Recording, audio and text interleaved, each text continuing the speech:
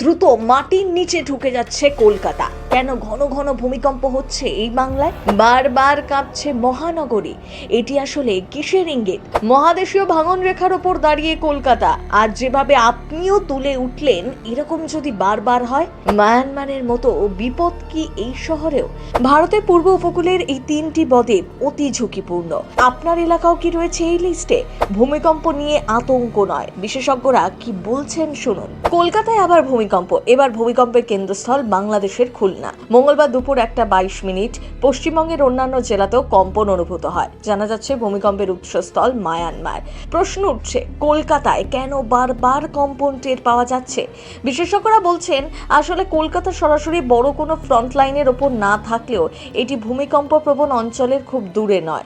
পূর্ব উত্তর পূর্ব ভারতের বিস্তীর্ণ অংশ, পাশাপাশি মায়ানমার ও আন্দামান অঞ্চল ভূমিকম্পের দিক থেকে সক্রিয়।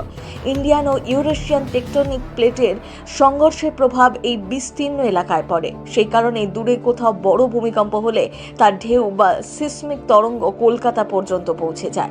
আরও একটি গুরুত্বপূর্ণ বিষয় হলো কলকাতার মাটির গঠন। এই শহর মূলত গঙ্গা ব্রহ্মপুত্র অববাহিকার নরম পলিমাটির ওপর দাঁড়িয়ে।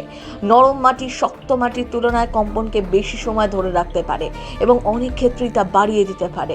ফলে দূরের মাঝারি মাত্রার ভূমিকম্প এখানে স্পষ্টভাবে অনুভূত হয়। 2025 সালে 25শে ফেব্রুয়ারি সকালে বঙ্গোপসাগর থেকে জন্ম নিয়েছিল এক ভূমিকম্প। সমুদ্রপৃষ্ঠের 91 কিলোমিটার গভীরে ছিল তার উৎসস্থল। কলকাতা থেকে সেই উৎসস্থলের দূরত্ব ছিল 330 কিলোমিটার, আর ওড়িশার পারাদ্বীপ থেকে 220 কিলোমিটার। মায়ানমার এবং থাইল্যান্ডের সদ্য যে ভূমিকম্প হয়েছে তার উৎসস্থল ছিল মায়ানমারের মান্দালয় শহরের নিচে।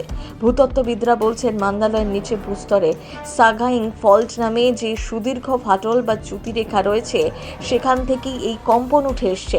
ভূস্তরের এইসব ফাটল দুর্বল অংশ সাধারণত ভূমিকম্পের জন্ম দেয়। সে কারণে কলকাতা শহর নিয়েও উদ্বেগের কারণ রয়েছে বলেই মনে করছেন ভূতত্ত্ববিদরা। তবে কি এতে বড় আতঙ্কের কারণ আছে? বিশেষজ্ঞরা বলছেন, সতর্কতা প্রয়োজন, কিন্তু অযথা আতঙ্ক নয়। বড় বিপদের আশঙ্কা মূলত তখনই বাড়ে যখন শক্তিশালী ভূমিকম্পের কেন্দ্র খুব কাছাকাছি হয় বা ভবন নির্মাণ বিধি মানা না হয়। এই পরিস্থিতিতে সবথেকে জরুরি হলো সচেতনতা। বহুতল নির্মাণে ভূমিকম্প সহনশীল নকশা মেনে চলা আর পুরনো ভবনের গঠন পরীক্ষা করা। সাধারণ মানুষের মধ্যে প্রাথমিক সুরক্ষা বিধি সম্পর্কে ধারণা থাকাও দরকার। অনেকেই বলছেন, গবেষণায় দেখা গিয়েছে গঙ্গা ব্রহ্মপুত্র বদ্বীপ অঞ্চলের 90%-এরও বেশি এলাকায় ভূমি বসে যাওয়ার ঘটনা ঘটছে। কলকাতার ক্ষেত্রে এই অবনমনের হার আঞ্চলিক গড় হারের সমান বা তারও বেশি। ফলে যথেষ্ট ভয়ের কারণ রয়েছে কলকাতাবাসীদের। কলকাতায় ভূমিকম্পের সময় আতঙ্কে অনেকেই বাড়ি অফিস ছেড়ে বাইরে বেরিয়ে আসেন। আজকেও অনেক বহুতলে কর্মীরা ভয় নিচে নেমে আসেন। পথ চলতি কেউ কেউ কম্পন অনুভব করেছেন, কারো মনে হয়েছে অসুস্থ হয়ে পড়েছেন, তাই মাথা ঘুরছে। খানিক পরে সকলের চিৎকার চেঁচামেচিতে আতঙ্ক ছড়ায়, হুলস্থুল পড়ে যায় দোকান বাজারে। তবে এখনো পর্যন্ত বড় কোনো ক্ষয়ক্ষতির খবর মেলেনি। প্রথম বাংলা ব্যুরো।